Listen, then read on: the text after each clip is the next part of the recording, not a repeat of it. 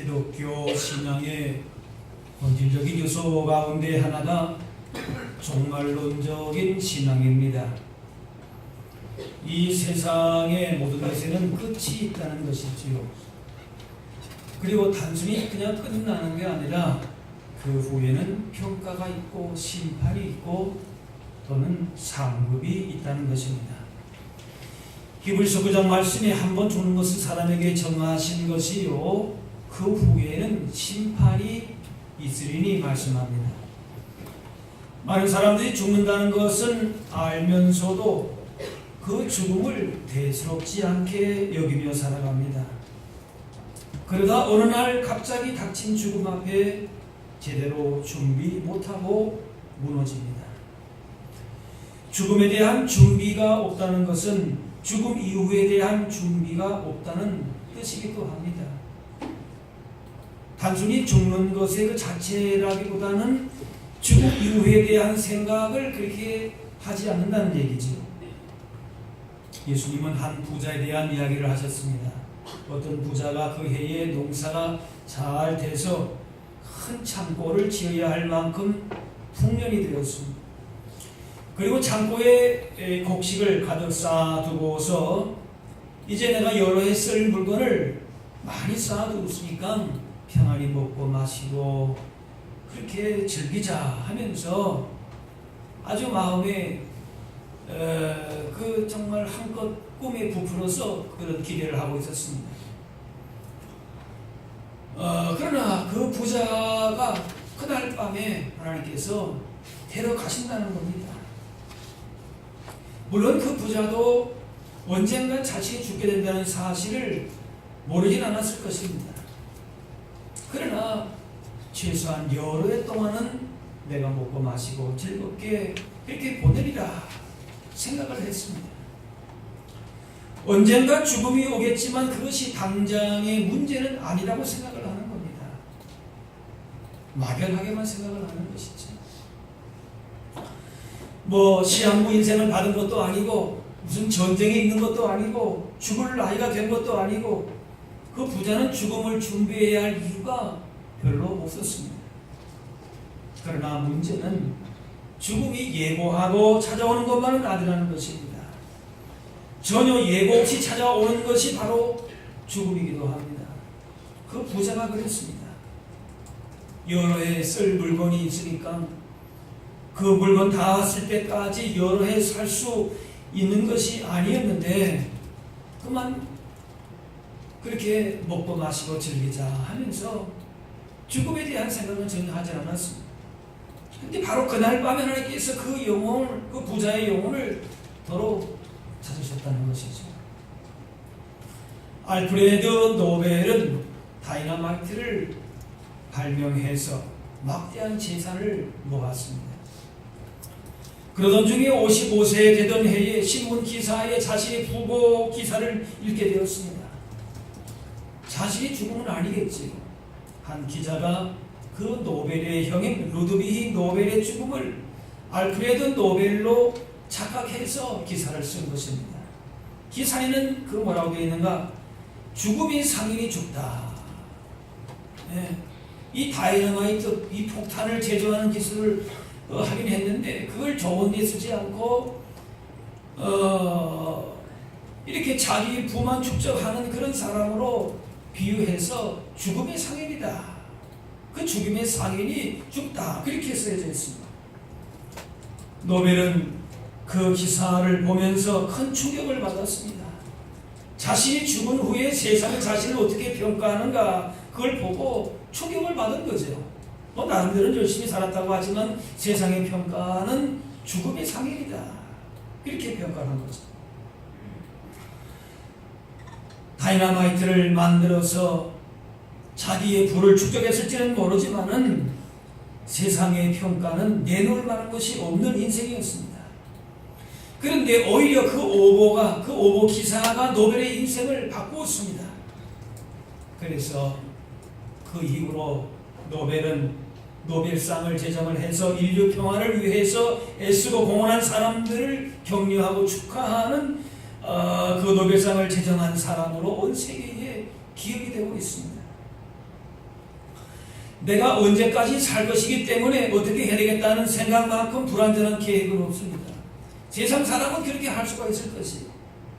그러나 우리 하나님 믿는 사람들은 그럴 수가 없는 것이죠. 생명을 내가 주관하는 것이 아니기 때문에 그렇습니다. 언제 내가 죽을지 알 수 있다 하면은 인생을 잘 계획하고 거기에 맞춰서 한번 살아갈 수 있을지 모르겠어요. 그러나 그것이 우리에게 허락된 것은 아닙니다.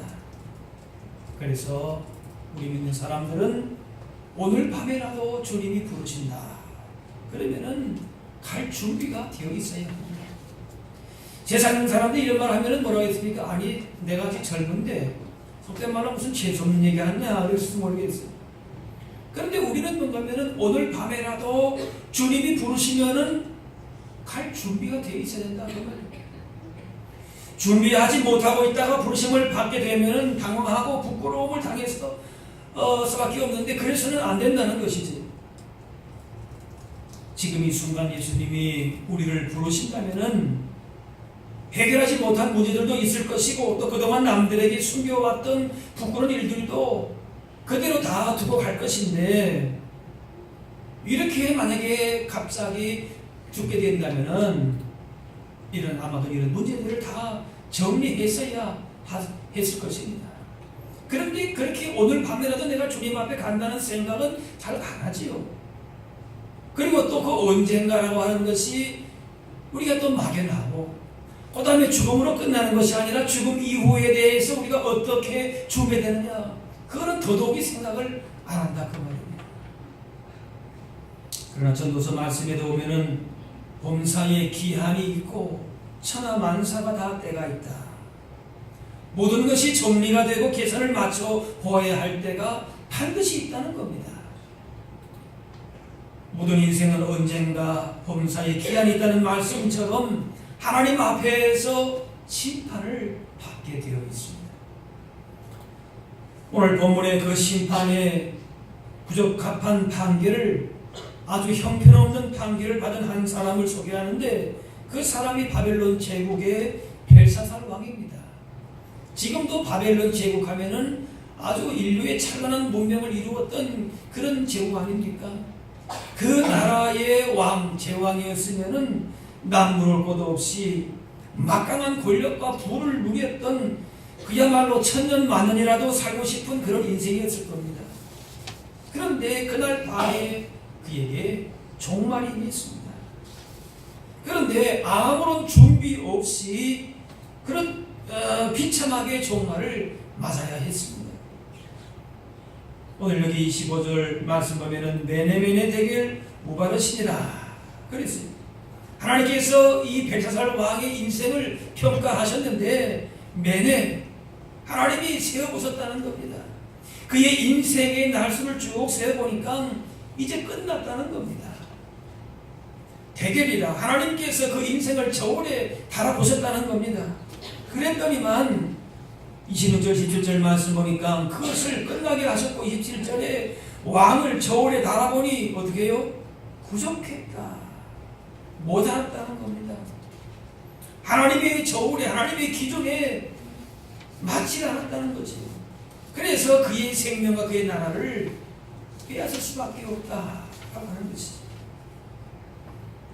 하나님께서 끝났다고 하시면은 끝이 나는 겁니다.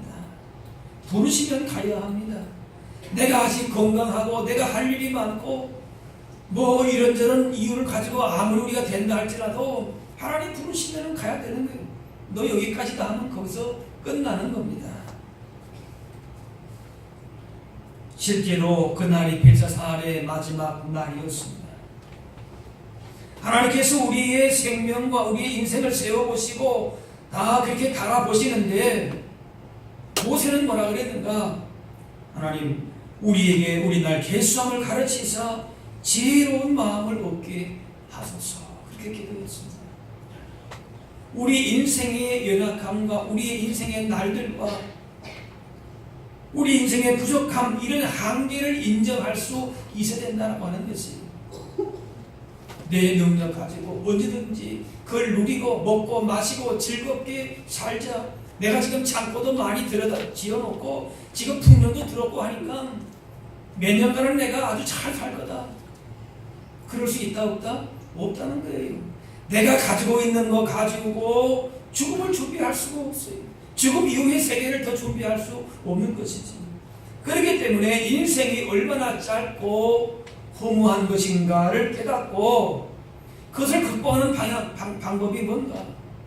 삶의 방향을 하나님께로 돌이킬 수 있는 것이 지혜다.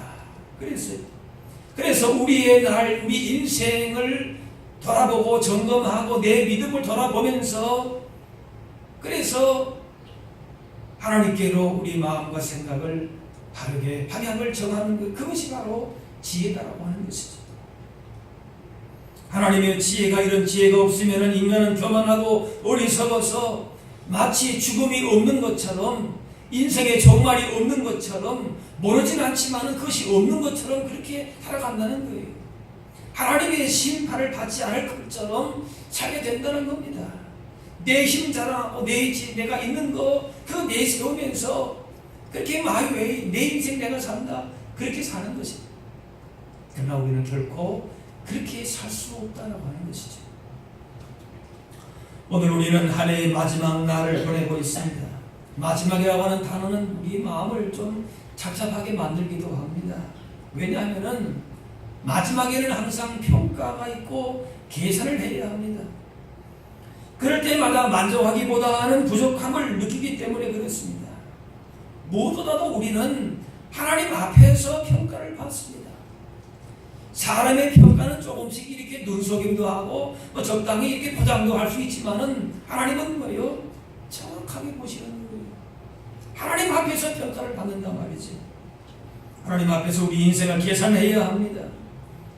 그분 앞에 서서 우리가 살았던 날들을 평가받게 될 것입니다.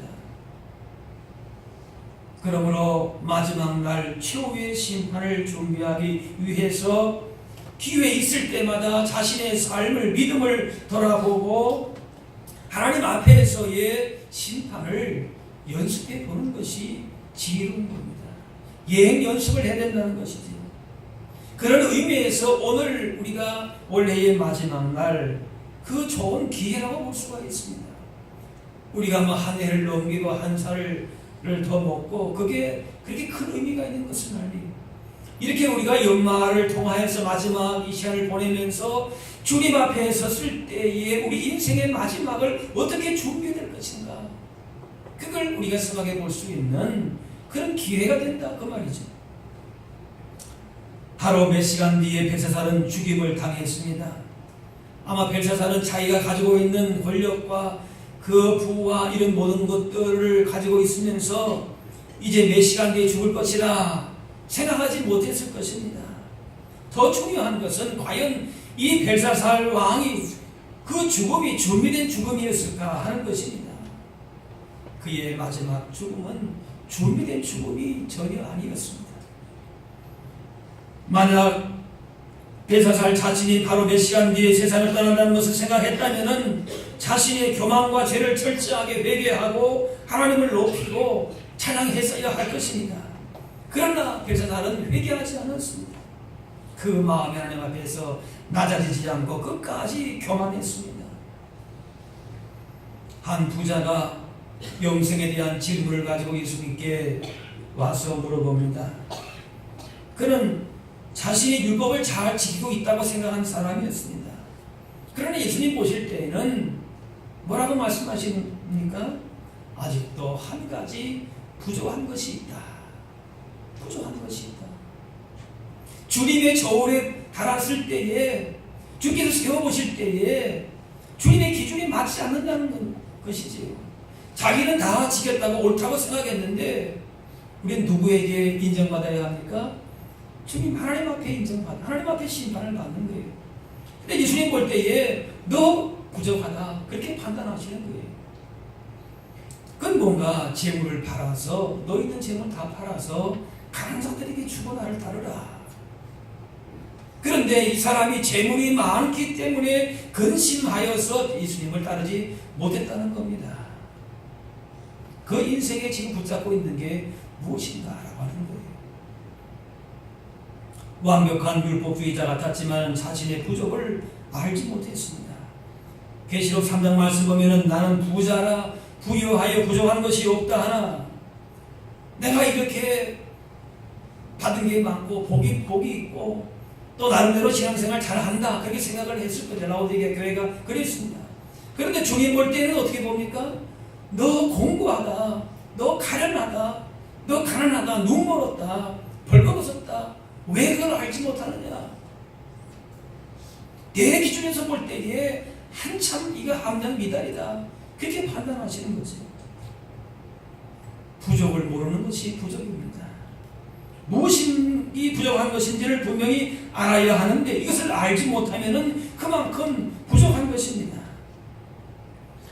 마지막 날에 우리가 주님과 함께 영광의 자리에 설 수 있는 온전한 믿음이 있는가를 주께서 반드시 세워보시고 바라보시면서 평가하십니다. 주님의 기준에 우리가 온전히 맞는지를 주님이 보신다는 것이죠. 지난 한 해 동안에 어떻게 지냈는지 돌아보아야 할 것입니다. 그동안 살았던 우리의 모습과 말과 행동들을 가지고 지금 주님 앞에 선다면은 지난 1년간의 인생을 하나님 앞에 저울에 바라본다면은 너 그만하면 됐다. 합격이다. 그렇게 말씀하실 것인가? 아니면은 벨사살 왕처럼 형편없이 모자란 것이 드러날 것인가? 라고 하는 것이죠. 오늘 본문 27절 말씀 보니까 왕을 저울에 달아보니 부족함이 보였다. 그렇게 말씀합니다. 하나님이 요구하시는 그 기준에 함량 미달이 턱없이 모자란다는 겁니다. 하나님께서 우리의 삶을 보시면서 믿음을 보시면서 하나님의 저울의 기준이 얼마나 맞는지 맞지 않는지 늘 우리를 판단하신다는 사실을 생각해야 합니다. 하나님의 눈은 피할 수가 없습니다. 하나님의 저울에 달아보면은 금방 알 수가 있습니다. 생활의 달인이라고 하는 그런 TV 프로그램을 보게 되면은 무슨 빵을 만들고 도너츠를 만들고 그러는데 밀가루 반죽에다가 손을 넣어서 그냥 탁 띄는 뭡니까? 그거 달아보면은 매번 할 때마다 보면은 정확하게 10g, 20g이 정확하더라고요. 그러나 더 자세한 그 미세한 그물에 저울에 달아봅니까? 좀 차이가 있을 것이에요. 사람은 늘 같을 수가 없어요. 그러나 따라합시다. 하나님의 손은 정확하십니다. 하나님의 저울이 속일 수가 없어요. 그래서 하나님 앞에서 우리가 어떤 모습으로 설 것인가? 하나님 앞에서 우리가 평가를 받는다 그 말이에요. 그러니까 한편으로서는 두렵고 떨리는 마음이 있는 것이 사실이죠. 하나님의 저울로 우리의 삶을 재어볼 때에 턱없이 부족하다 그런 판단을 받지 말아야 할 것이에요. 힘들고 어려운 가운데서도 믿음을 지키느라 하나님의 사람으로 사느라 참 애썼다, 귀하다, 신실하다, 충성되다 그런 평가를 받을 수 있는, 칭찬 들을 수 있는 그런 믿음의 삶이 있기를 바랍니다. 착하고 충성된 정아, 내가 올 한 해를 매우 유익하고 열심히 살았으니까 다가오는 새해에도 안심하고 내 손에 맡긴다. 주님이 이렇게 말씀하시겠는가? 아니면은 악하고 게으른 정아, 내가 2017년을 땅속에서 이렇게 묻어두고 썩혔느냐? 그러면 어떻게 또 새해에 너에게 똑같이 일을 맡길 수 있겠느냐? 이렇게 말씀하시겠습니까? 한 해의 마지막 날, 지난 한 해 동안의 살아온 모습을 돌아본다라고 하는 것은 단순히 1년간의 반성만이 아니라 우리가 그야말로 인생의 마지막 날, 마지막 순간 인생을 돌아보게 될 때에 그때 우리가 하나님 앞에서 어떻게 고백할 것인가? 그것을 준비하는, 연습하는 작업이라고 볼 수도 있을 것입니다. 그런 의미에서 우리가 연말에 오늘 마지막 날을 의미 있게 또한 보낼 수 있을 것입니다. 하나님 앞에 서는 연습인 것입니다. 우리의 마지막을 준비하는 일입니다. 그래서 사도 바울은 어떻게 합니까? 나는 날마다 죽는다 그랬어요. 그러나 날마다는 아니라 할지라도 1년에 최소한 1년에 한 번씩만이라도 죽는 연습을 한다면은 죽음 앞에서는 죽음 이후의 세계에 대해서 하나님의 심판에 대해서 우리가 겸손하게 정직하게 설 수 있다면 우리의 삶에 우리의 믿음이 많이 달라질 것입니다. 죽는 연습한다고 무슨 죽는 체험한다고 관속에 들어가라 그런 거 아니지요. 오늘 밤에 하나님이 나를 부르신다면 내가 어떤 모습으로 주님 앞에 서게 될 것인가를 생각하는 것, 그게 주님이 바로 죽는 연습입니다. 하나님의 저울에 올라가 보는 것, 그것이 죽는 연습인 것입니다.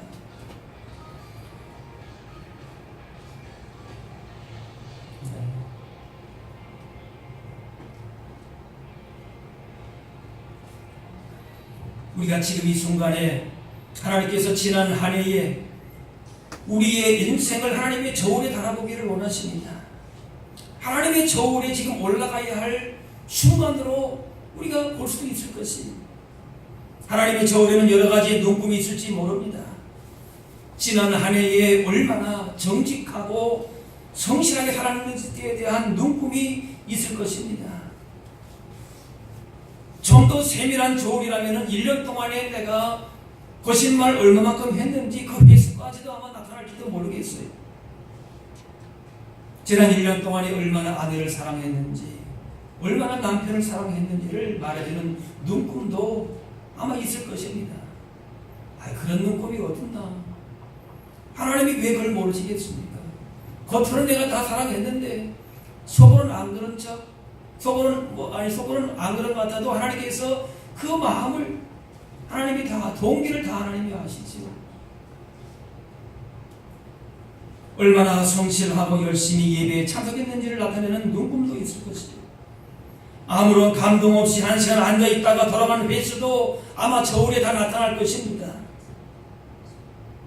또 하나님이 주신 재물을 얼마나 선하고 의미 있는 곳에 사용되었는지를 보여주는 눈금도 있을 것입니다. 어리석은 부자처럼 자기 배만 채울 줄 아는 사람을 위해서는 어리석은 부자의 그런 그림이 준비되어 있을지도 모릅니다. 하나님의 교회를 사랑하고 섬기는 일에는 또 몇 점이 나오겠습니까? 이웃에게 하나님의 사랑을 증거하고 복음을 선포하는 일에는 또 몇 점이 나오겠습니까? 하나님의 저울에 나타나는 우리의 모습을 보시고 하나님이 흡족하신다면 감사와 찬양을 드리시기 바랍니다. 그러나 만일 하나님이 섭섭한 표정을 짓고 계시다면 용서를 구하고 열매를 맺지 못하는 나무를 보고 찍어버리자, 어찌 땅만 버리겠느냐, 그런 말씀에 한 번만 더 기회를 주십시오. 내가 두루 땅을 파고 걸음을 주어서 내년에는 꼭 좋은 열매를 맺겠습니다 라고 하는 그런 주님의 강구를 기억하면서 우리가 분발할 수 있도록 또 다짐해야 할 것입니다. 최소한 나의 부족이 무엇인가, 나의 허물이 무엇인가는 우리가 알아야 된다고 하는 것이, 주님의 저울에 내가 한 명 미달이라는 사실, 그런 부분이라도 내가 체감하고, 그러나 한 번 더 기회를 주신다면 내가 분발하겠습니다. 내가 더 주님이 기뻐하시는 믿음 가운데 서겠습니다. 그렇게 우리가 다짐해야 할 것입니다. 지난 1년 혹은 한 달 혹은 한 주일 동안에 우리가 행한 모든 것을 비디오로 찍어서 사람들 앞에 보여준다면 여러분 어떻게 하시겠습니까? 아마도 편집을 할 겁니다. 많이 잘려나갈 것 같아요. 다 잘라서 그런 장면이 많을 겁니다. 그런데 하나님의 심판대 앞에 섰을 때 죽음 이후에 우리의 행위뿐만이 아니라 내 마음속 깊은 것까지라도 그 생각, 동기도 하나님이 다 감통하시는 거예요. 겉으로 아무리 포장해도 그거 한 번만 싹 뺏겨놓은 겁니까? 그 안에 있는 모습이 다 드러나는 것이. 그것을 생각하면서 우리는 매 순간 하나님의 뜻을 살피면서 살아야 합니다. 세상의 기준, 사람의 기준, 나의 기준이 아니라 하나님 말씀의 기준을 가지고 믿음 안에서 바르고 의롭고 정직하게 부끄럽지 않도록 그렇게 살도록 노력을 기울여야 할 것입니다. 우리를 헤아려 저울에 달아보시고 심판하시는 종말이 있음을 기억하고 겸손히 하나님의 뜻을 이루면서 살아가야 할 것입니다. 벨사살 왕은 이런 하나님을 기억하지 못하고 함부로 살다가 결국에는 멸망받는 존재가 되고 말았습니다. 한번 따라합시다. 네네. 네네. 네. 하나님은 지금도 우리의 삶을 계속하고 계신다. 살고 계신다. 인생 걸음걸음 하나님이 다 지금 살펴보신다는 거예요. 그것을 생각하면서 언제 하나님 앞에 설지라도 온전한 믿음 가운데 떳떳하게 기쁜 마음으로 설 수 있도록 준비해야 할 것입니다. 또 따라합시다. 대결. 우리의 삶을 저울질하고 계신다는 것입니다. 인간이 아무리 어렵게 산다 할지라도 하나님의 저울에 비하면 턱없이 부족할 것입니다. 그러므로 우리는 예수 그리스도의 의를 힘입어야 합니다. 예수님의 피 공로가 아니면 안 되지. 예수님이 없이는 살 수 없음을 고백해야 합니다. 우리 평생에 의지하고 붙들어야 할 것은 예수님의 십자가의 은혜인 줄로 믿습니다. 그래서 날마다 주님의 손을 붙들고 예수님 의지해서 마지막 하나님의 심판대 앞에 섰을 때에 우리 곁에 서서 나를 표현해 주시고 하실 분은, 나의 손을 붙잡아 들어주실 분은 오직 예수님이십니다. 하나님은 우리의 모든 신앙과 인격을 저울에 달고 계십니다. 우리의 모든 걸 알고 계시지요. 모르시는 것이 하나도 없으십니다. 양인가 염소인가도 아시고, 알맹인가 쭉정인가도 아시고, 착한 종인가 악하고 게으른 종인가도 주님은 분명히 아십니다. 들에 핀 백합화인가 회칠한 무덤인가도 아십니다. 잠언 24장에 마음을 저울질 하시는 이가 어찌 통찰하지 못하시겠으며 내 영혼을 지키시는 이가 어찌 알지 못하시겠느냐. 그가 각 사람의 행위대로 보응하시리라. 계시록 3장에 내가 내 행위를 아노니 말씀합니다. 하나님께서는 우리의 삶을 보시면서 하나님의 저울에 맞는지 맞지 않는지 늘 우리를 판단하신다는 사실을 생각하면서 살 때에 함부로 살 수가 없습니다. 헛된 믿음으로, 거짓된 믿음으로 살 수가 없습니다. 하나님의 저울로 우리의 삶을 재어볼 때에 턱없이 부족하다 그런 판단을 받지 말고, 너의 믿음과 신앙과 인격이 참 귀하다, 내 마음에 합당하다, 신실하다, 충성하다, 그런 평가를 받고 칭찬을 받고 상급을 받을 수 있는 그런 믿음의 삶을 살아가실 수 있기를 바랍니다. 모세가 기도했던 것처럼 하나님께서 우리에게 지혜의 마음을 주옵소서 그렇게 기도하셨던 것처럼 우리의 날 개수함을 바로 알고 우리 인생의 연약함과 부족함과 한계와 기한을 분명히 알고, 그래서 끝이 있다는 사실을 우리가 분명히 기억하면서, 그래서 오늘이 나의 처음인 날인 것처럼 열심히 살고, 또 오늘이 내 인생의 마지막 날로서 주님이 오늘 나를 오라 하시면은 영광 중에 기쁨으로 할렐루야로 주님 앞에 나갈 수 있는 그런 준비된 마음으로 하루하루를 믿음으로 주님을 기쁘시게 할 수 있는 저와 여러분들이 되실 수 있기를 바랍니다. 우리가 올 한 해의 마지막을 보내면서 내년에 새해를 맞겠지만은, 그러나 정말 내 인생의 마지막 날 되었을 때에 주님 앞에 어떤 평가를 받게 될 것인가, 그 사실을 생각하면서 오늘 하루를 그렇게 기도로 또 잘 마무리하시고, 새해를 주께서 주시는 은혜를 또 새날을 기억하며 기대하면서 맞이할 수 있는 우리 모두가 될 수 있기를 바라며 기도하겠습니다.